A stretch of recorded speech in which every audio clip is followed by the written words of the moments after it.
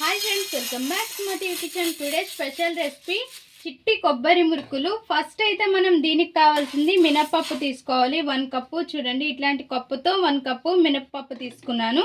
ఈ మినప్పప్పుని దోరగా వేయించేసేయాలి. వేయించి చల్లారిన తర్వాత మనం పొడి కొట్టేసేయాలి.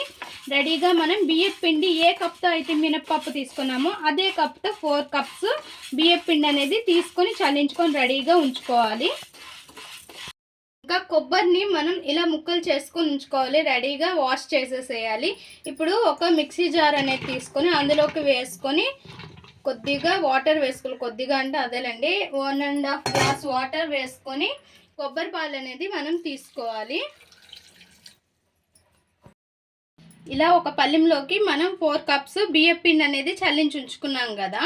ఇంకా దీనిలోనే మనం మినప్పిండి అనేది ఇలా చల్లించుకోవాలి మిక్సీ పట్టేసిన తర్వాత. లేదు అంటే మనకి మార్కెట్లో దొరుకుతాయి షాప్స్లో ఇలా మినప్పిండి అనేది, అలా అయినా తెచ్చి వేసుకోవచ్చు. రెడీగా మనం కొబ్బరి పాలు అనేది ఇలా తీసుకొని ఉంచుకోవాలి, రెడీగా ఉంచుకోవాలి. ఇంకా స్టవ్ పైన నెయ్యి కానీ, లేదు అంటే డాల్డా కానీ, లేదంటే బటరు లేదా ఆయిల్, ఈ 4గిట్లో ఏదో ఒకటి గోరువెచ్చగా చేసి రెడీగా ఉంచుకోవాలి. నేనైతే నెయ్యి తీసుకున్నాను.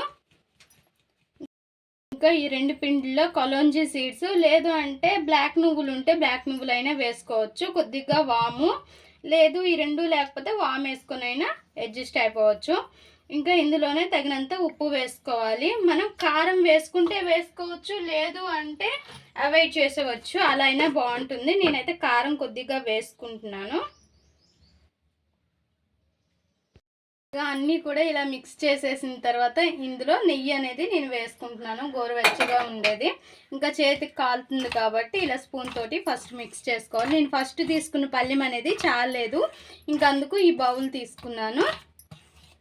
ఇంకా మొత్తం ఇలా బాగా పిండికి స్ప్రెడ్ చేసేసినట్టు పిండికి బాగా పట్టాలి. ఈ నెయ్యి అంతా కూడా మనం ఆయిల్ వేసుకున్నా నెయ్యి వేసుకున్నా బాగా ఇలా పిండికి పట్టించుకోవాలి. ఇంకా మనం పిండి అనేది ఇలా మిక్స్ చేసుకున్నాం కదా, మనం కొద్దిగా పిండి అనేది ఇలా తీసి చూస్తే ఇలా రావాలి ఉండలాగా.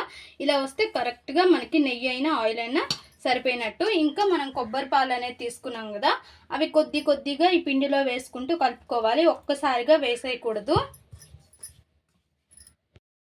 మనకి ఒకవేళ ఈ పాలు చాలకపోయాయి అనుకోండి, కొద్దిగా గోరువెచ్చని నీళ్ళు అనేవి తీసుకోవచ్చు. నాకైతే పాలు సరిపోయి కరెక్ట్గానే వచ్చాయి. ఇంకా ఒకవేళ చాలని వాళ్ళు గోరువెచ్చని నీళ్ళు అనేవి తీసుకోవచ్చు. ఇంకా ఇలా కలుపుకోవాలి పిండి అనేది. చూడండి, బాగా ఇలా కలుపుకోవాలి. ఇలా ఉంటే సరిపోద్ది.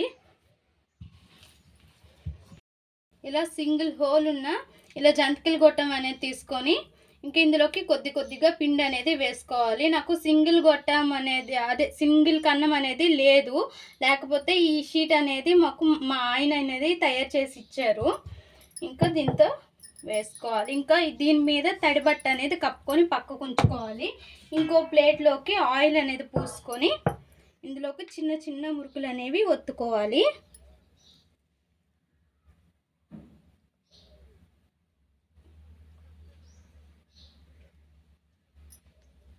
ఇలా చిన్న మురుకులు అనేవి ఒత్తుకోవాలి. అన్నీ కూడా ఇలానే ఒత్తుకొని తీసుకోవాలి. ఇప్పుడు స్టవ్ పైన ఆయిల్ పెట్టేసుకొని ఆయిల్ అనేది బాగా హీట్గా అవ్వాలి. హీట్గా అవ్వనిచ్చి మన ఈ జంతికలు అనేవి ఒక్కొక్కటిగా ఇలా తీసుకొని వేసుకోవాలి. ఈ కొబ్బరితో చేసిన జంతికలు చాలా బాగుంటాయి, ఒక్కసారి ట్రై చేయండి. అన్నీ కూడా ఇలానే వేసుకోవాలి.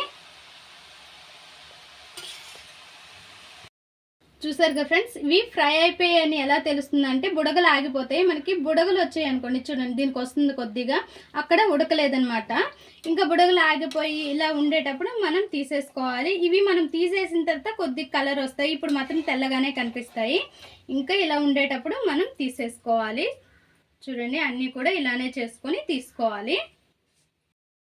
చూసారుగా ఫ్రెండ్స్, ప్రిపేర్ అయిపోయి మన చిట్టి చిట్టి కొబ్బరి జంతికలు. చాలా చాలా బాగుంటాయి, చాలా టేస్టీగా ఉంటాయి. పిల్లలు స్నాక్స్ బాక్స్లో కూడా ఎక్సలెంట్గా ఉంటాయి.